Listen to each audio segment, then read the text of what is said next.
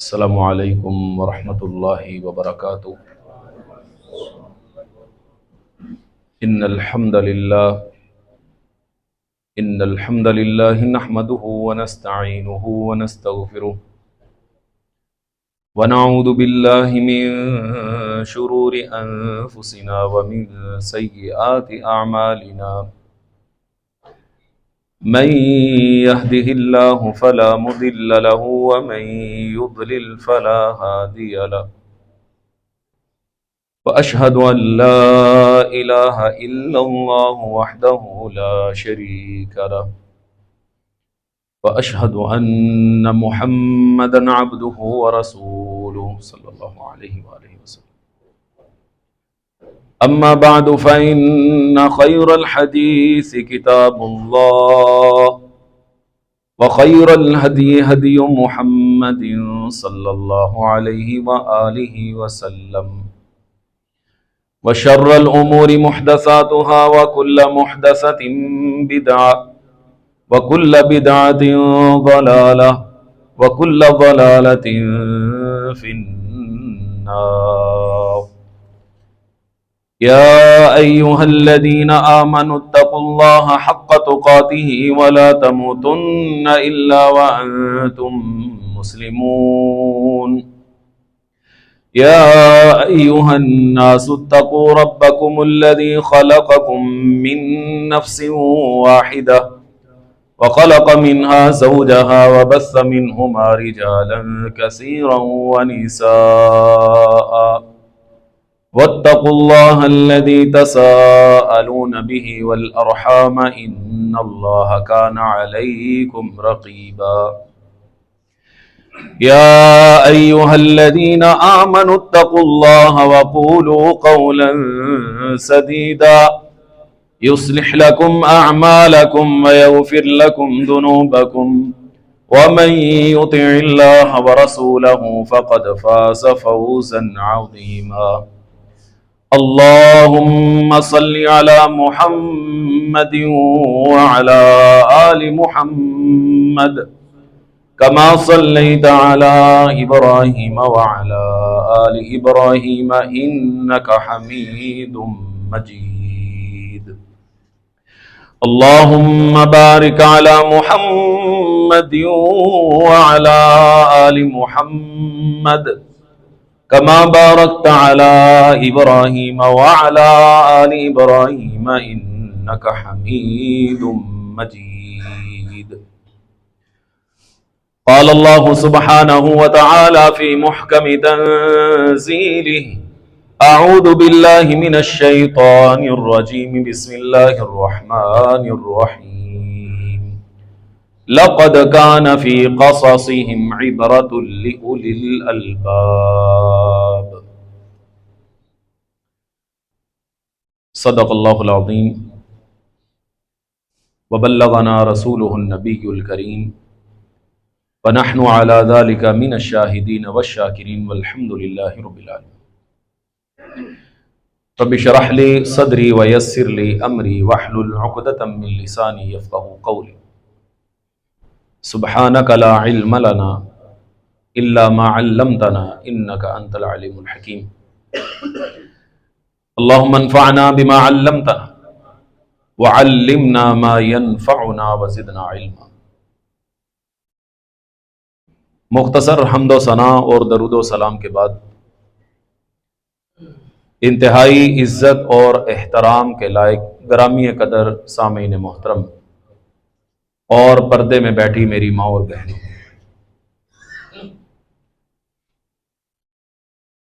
سورۃ یوسف کے مضامین کے حوالے سے آج سے کچھ خطبات پہلے ہمارے 4 اس حوالے سے خطبات ہو چکے. بیچ میں سیرت ابراہیم اور خطبہ حجۃ الوداع کے حوالے سے آپ سے چند گزارشات پیش کی تھی. آج اللہ تعالیٰ کی توفیق سے سورۃ یوسف کے ایک اور مضمون کی طرف ہم آگے بڑھیں گے، اور اس میں بہت سارے دروس ہیں ہمارے لیے. اللہ کرے وہ میں چند لمحوں میں وہ بیان کر پاؤں. کیونکہ قرآن پاک کی ایک ایک آیت اپنے اندر ایک مکمل مضمون رکھتی ہے جس کی وضاحت کے اوپر کافی وقت درکار ہے۔ ہم نے آخر میں اس بات کو سنا تھا کہ حضرت یوسف علیہ الصلوۃ والسلام نے جب خواب کی تعبیر بتائی اور بادشاہ وقت نے اس بات کا اعلان کیا کہ ان کو میرے پاس لایا جائے، تو حضرت یوسف علیہ الصلوۃ والسلام نے پہلے اپنا معاملہ کلیئر کروایا تاکہ جو داغ ان کے اوپر لگا تھا وہ اتر جائے اور اپنے آپ کو بالکل کلیئر کر کے وہ میدان عمل میں لے کے آئے۔ اس صورت میں عزیز مصر کی بیوی نے بھی اعتراف کر لیا تھا اور ان خواتین نے بھی اعتراف کر لیا تھا کہ یوسف سچے تھے، غلطی ہونے والا معاملہ اور تھا اور اس کا غلطی کرنے والا معاملہ، غلطی کرنے والا کوئی اور تھا۔ جب یہ سارا معاملہ کلیئر ہو گیا نا، عزیز مصر نے کہا کہ اس کو، یوسف کو میرے پاس لے کے آؤ، اس کو تو میں اپنا خاص بندہ بنانا چاہتا ہوں۔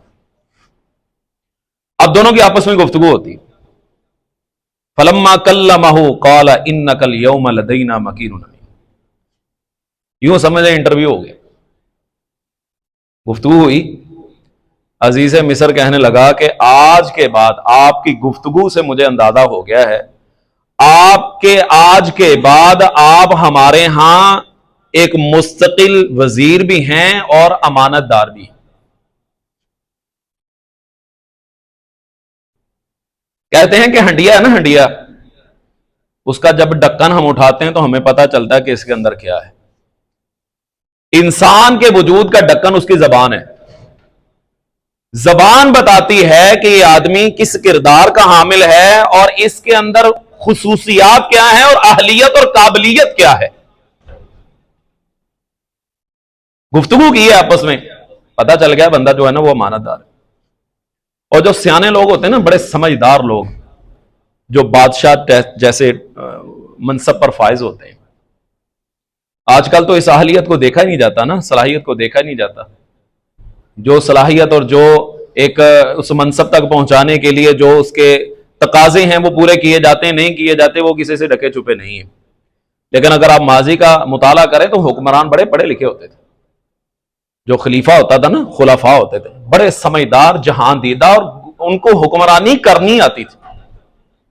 حتیٰ کہ بعض خلفاء ایسے بھی گزرے ہیں کہ انہوں نے اپنے دربار کے اندر علماء کو دعوت دی اور کہا آپ کے آپس میں جو اختلافات ہیں اس کے بارے میں گفتگو کریں، دلائل دیں، پتہ چلے کون سچا کون جھوٹا، کون حق پر ہے اور کون جو ہے نا وہ ایسے باتیں کر رہے۔ آپ اندازہ کیجئے جو تھرڈ پرسن جسے ہم بندہ کہتے ہیں نا، وہ فیصلہ کرنے والا حکمران خود ہوتا تھا، اور وہ دلائل کی روشنی میں اس بات کا اعتراف کرتا تھا کہ اس کے دلائل مضبوط ہیں، تمہارے دلائل کمزور ہیں۔ حتیٰ کہ آپ کو پتا ہے کہ جو سرمایہ دار لوگ ہوتے ہیں نا، چاپلوس پسند ہوتے ہیں، اور چاپلوسی کرنے والوں کو بھی پتا ہوتا ہے کہ ہماری جو ہے نا وہ زندگی کی روزی روٹی اسی کے اوپر چل رہی ہے۔ ایک بادشاہ، میرے نام اس وقت ذہن میں نہیں ہے، وہ نا کبوتروں کے ساتھ کھیل رہا تھا۔ ایک اسی طرح نام نہاد مولوی اس وقت کا، وہ جب دربار میں داخل ہوا اس نے دیکھا بادشاہ کبوتروں کے ساتھ کھیل رہا ہے، کہنے لگا نبی علیہ السلام نے فرمایا جو بندہ کبوتروں کے ساتھ کھیلے گا وہ ڈائریکٹ جنت میں جائے گا، یعنی دیکھ کے اپنی طرف سے حدیث بنا دی۔ اب بادشاہ کو اتنا بیوقوف تو تھا نہیں، اسے پتا چل گیا اس نے خوشامد کرنے کے لیے یہ حدیث گڑھ لی۔ اس نے اگلے دن سارے کبوتر ہی ذبح کرا دی، کہتا یہ کھلاؤ مجھے، ختم کرو مجھے۔ اس چیز کے ساتھ کھیلتے ہوئے اس نے نبی علیہ السلام کی طرف جھوٹ باندھ دیا اور اس کی بھی سرزنش کی۔ یعنی اتنا جہان دیدہ خلیفہ ہوا کرتے تھے کہ ان کو بھی فوری پتا چل جاتا تھا کہ بندہ خوشامد کر رہا ہے۔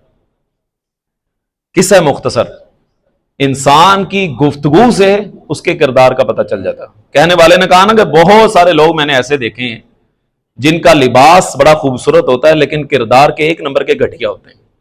گویا کہ خوبصورت لباس آپ کے اخلاق کے بارے میں پردہ نہیں ڈال سکتا۔ آپ کی جب زبان کھلے گی، زبان حرکت میں آئے گی، یہ گفتگو کرے گی، فوری طور پر پتا چل جائے گا یہ بندہ کیسا ہے، یہ قابل ہے، یہ صرف ہوا میں تیر چلا رہا ہے۔ اب حضرت یوسف علیہ الصلوۃ والسلام کے ساتھ جب یہ گفتگو ہوئی سیدنا یوسف علیہ الصلوۃ والسلام کہنے لگے کہ مجھے نا وزیر خزانہ بنا دو، انی حفیظ علیم، میں اس خزانے کی حفاظت بھی کر سکتا ہوں اور اس معاملے کو اچھی طرح جانتا بھی ہوں۔ ہمارے ہاں وزیر خزانہ یہی مثال ہے کہ دودھ کی رکھوالی بلے سے۔ جو بڑی سطح پر رہنے والے لوگ ہیں، جن کی زندگی آسودگی میں گزر رہی ہے، جن کے پاس سہولتیں، آرائشیں، سب کچھ موجود ہے، وہ کہتے کوئی مہنگائی ہے ہی نہیں، ان کی نظر میں کوئی مہنگائی نہیں، عوام کوئی پریشانی میں نہیں ہے، کوئی مصیبت میں نہیں ہے، عوام خوشحال ہے۔ بات دوسری طرف نہ نکل جائے تو حضرت یوسف علیہ الصلوۃ والسلام نے دو چیزیں فرمائی کہ میں ایک خزانے کی حفاظت کرنا بھی جانتا ہوں، اور دوسرا اس بارے میں مجھے علم بھی ہے۔ اس سے پتہ چلتا ہے کہ جب آپ کسی کو کوئی منصب دیتے ہیں نا، کسی کو عہدہ دیتے ہیں، تو یہ دیکھنا چاہیے کہ یہ اس عہدے کے قابل ہے بھی کہ نہیں۔ ہماری مسجد ہے نا، عمر مسجد، پچھلے سال کی بات ہے یا اس سے پچھلے سال کی بات ہے، رمضان کے مہینے میں نا وہاں کسی خاتون کا ایک کانٹا گر گیا، کافی اعلان وارن کرایا، کوئی نہ اس کا والی وارث ملا۔ اب ان خادمین کو تو بیچاروں کو علم نہیں تھا کہ یہ سونے کا ہے یا آرٹیفیشل ہے، انہوں نے 6 مہینے سے سینے سے لگائے رکھا کہ یار یہ کسی کی امانت ہے تو اس تک پہنچنی چاہیے۔ وہ کسی سیانے نے مشورہ دیا پہلے یہ چیک تو کرواؤ یہ سونے کا ہے یا نکلی ہے۔ اب ان کی نظر میں یہ سونے کا ہے، چمک رہا ہے، اس طرح کی اس کی حیت ہے، اس کی صورت ہے، اور جب کسی سونار کو وہ دکھایا گیا اس نے کہا تو یہ آرٹیفیشل ہے۔ یعنی ہمیں عام آدمی کو اس چیز کی پہچان نہیں ہوتی، لیکن جو بندہ اپنے میدان کا شاہ سوار ہوتا ہے وہ فوری طور پہ بتا دیتا ہے۔ اسی لیے انسان جس شعبے کا ماہر ہو اس کو اسی تک اپنے آپ کو محدود کرنا چاہیے، جس چیز کا علم نہ ہو اس میں دخل اندازی نہیں کرنی چاہیے۔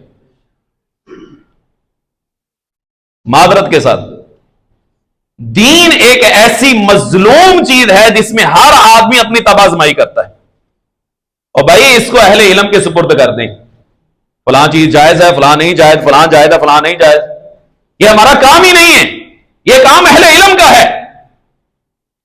حدیث ہے نبی کریم صلی اللہ علیہ وسلم اپنے صحابہ کے درمیان بیٹھے ہوئے ہیں، وہاں پہ سیدنا ابو بکر بھی موجود ہیں، سیدنا عمر بھی موجود ہیں رضی اللہ عنہ، سیدنا عبداللہ بن عمر بھی موجود ہیں رضی اللہ عنہ۔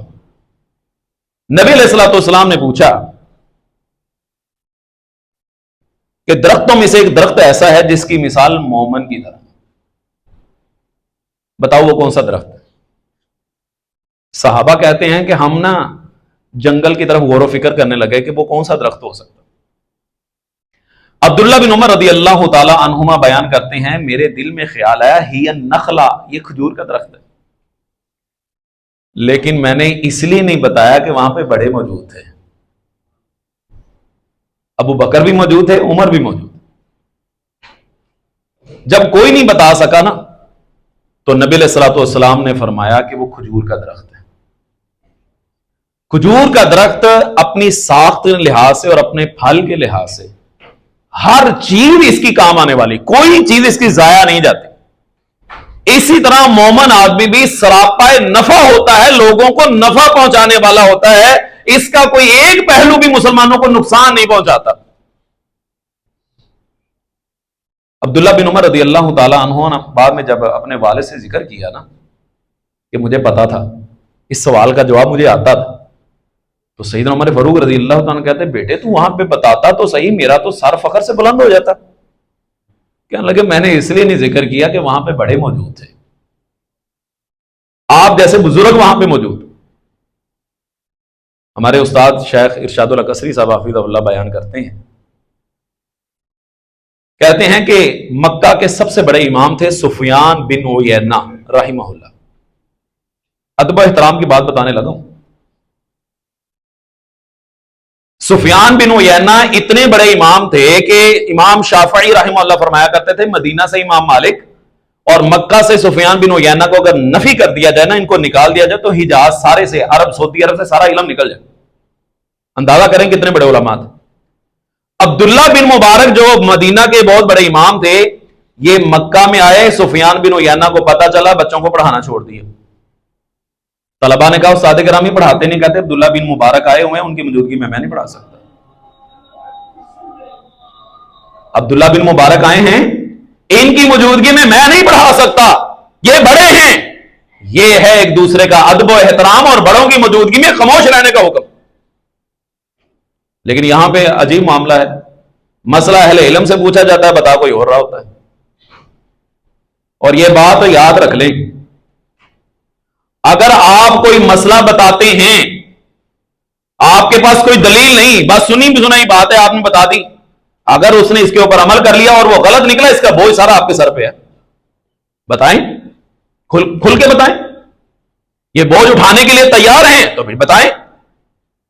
ورنہ اللہ تعالیٰ نے فرمایا فَاسْأَلُوا أَهْلَ الذِّكْرِ إِن كُنتُمْ لَا تَعْلَمُونَ، اگر تمہیں کسی چیز کا علم نہیں ہے نا تو اہل علم سے پوچھا کرو۔ اللہ تعالیٰ فرماتے ہیں وَكَذَلِكَ مَكَّنَّا لِيُوسُفَ فِي الْأَرْضِ، حضرت یوسف کو خوابوں کی تعبیر کا بھی علم ہے اور خزانے کی حفاظت کا بھی علم ہے۔ اس انداز کے ساتھ اللہ فرماتے ہیں ہم نے یوسف کو مصر کے اندر جگہ دی، یتبوأ منہا حیث یشاء نصیب برحمتنا من نشاء، وہ جہاں چاہے جگہ بنا سکتا تھا، ہم نے اپنی رحمت کے ساتھ یہ سارا معاملہ کیا، اور ہم نیکوکاروں کے اجر کو ضائع نہیں کرتے۔ یہ تو دنیا کا اجر ہے، آخرت کا اجر تو اس سے بھی بڑا ہے ایمان والوں کے لیے، وَكَانُوا يَتَّقُونَ، ایمان والے متقی ہوا۔ اب اس کے بعد ایک نیا مرحلہ آتا ہے، وہ یہ ہوا جو حضرت یوسف نے تعبیر بتائی تھی نا کہ قحط سالی آئے گی، قحط سالی کے جب زمانہ آیا اس کے اثرات حضرت یوسف علیہ السلام کے گھر بھائیوں تک بھی پہنچے۔ اب جہاں جہاں لوگ رہنے والے ہیں وہ مصر کی طرف رخ کر رہے ہیں کہ وہاں سے جا کے غلہ لے کے آئیں۔ ظاہری سی بات ہے، جب انسان کو بھوک لگتی ہے، ہاتھ پاؤں مانگتا ہے، کھانے کے لیے اس کو کچھ نہ کچھ سٹرگل تو کرنی پڑے گی نا۔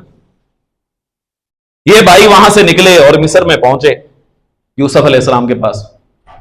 جب یوسف کو کنویں میں پھینکا تھا اس وقت بچے تھے، اب ماشاءاللہ سیانے ہیں، بڑے ہیں، چہرے کی پہچان ہی نہ ہو سکی، لیکن یہ اس وقت بھی بڑے تھے، اس لیے یوسف علیہ السلام نے ان کو داخل ہوتے پہچان لیا، لیکن اظہار ایسے کیا جیسے ان کو پہچانتے نہیں۔ یہ بہت بڑا سبق ہے یہاں پہ۔ ایک ہوتا ہے عمل، ایک ہوتا ہے رد عمل، ایک ہوتا ہے ایکشن، اور ایک اس کا ہوتا ہے ری ایکشن، کہ ایک عمل آیا آپ نے اس کے بارے میں رد عمل دے دی۔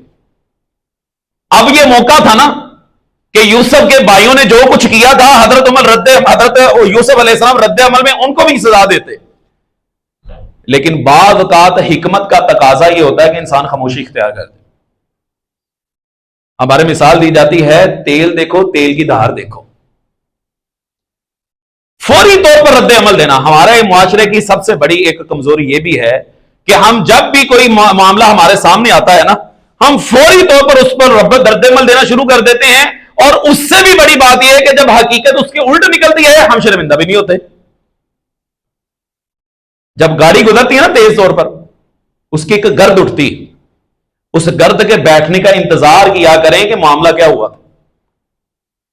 گاڑی بڑی تیزی سے گزری ہے جی، اس کو بڑی جلدی ہے جی، لگتا ہے پہلی بار چلانا شروع کی ہے، ہو سکتا ہے اس میں کوئی مریض ہو سکتا ہے ان کو کوئی ایمرجنسی ہو، انہوں نے ہسپتال پہنچنا ہو، فوری طور پر رد عمل ہم دے دیتے ہیں۔ حضرت یوسف علیہ السلام کے اس واقعے سے ہمیں یہ درس ملتا ہے، انہوں نے فوری طور پر کوئی رد عمل نہیں دیا، ری ایکشن نہیں دیا، بلکہ خاموش ہو گئے۔ اب کیونکہ یہ غلہ لینے کے لیے آئے تھے اور وہاں پہ اپنی تفصیلات بھی بتانا پڑتی ہیں، جب آپ کوئی چیز لینے کے لیے جاتے ہیں، ان کا سامان تیار کر دیا اور کہنے لگے تمہارے باپ کی طرف سے تمہارا ایک بھائی ہے، اگلی بار جب غلہ لینے آؤ گے نا اس کو بھی لے کے آنا، تم نے دیکھا نہیں ہے کہ میں نے غلہ پورا دیا ہے اور تمہاری مہمان نوازی بھی بڑی بہترین کی۔ ہاں یہ بات یاد رکھنا، اگر تم اس کو نہ لے کے آئے تو پھر یہاں نہ آنا غلہ لینے کے لیے، نہ ہمارے قریب بھٹکنا۔ قالوا سنراود عنہ ابا، تو جان کے لالے پڑ گئے، اب کیا کریں گے؟ اس سے پہلے یوسف کو بھی ہم لے کے گئے تھے اور ابا جی کو اعتماد میں لیا تھا، اب پھر بھائی کو لے کے آئیں گے۔ سنراود، عربی میں کہتے ہیں کہ باتوں میں ایسا انداز اختیار کرنا جس میں دوسرے کو قائل کیا جائے۔ کہنے لگے ہم اس معاملے میں اپنے باپ سے ضرور بات کریں گے، قائل کرنے کی کوشش کریں گے، وَإِنَّا لَفَاعِلُونَ، اور ہر ممکن یہ کوشش کریں گے کہ اس بھائی کو لے کے۔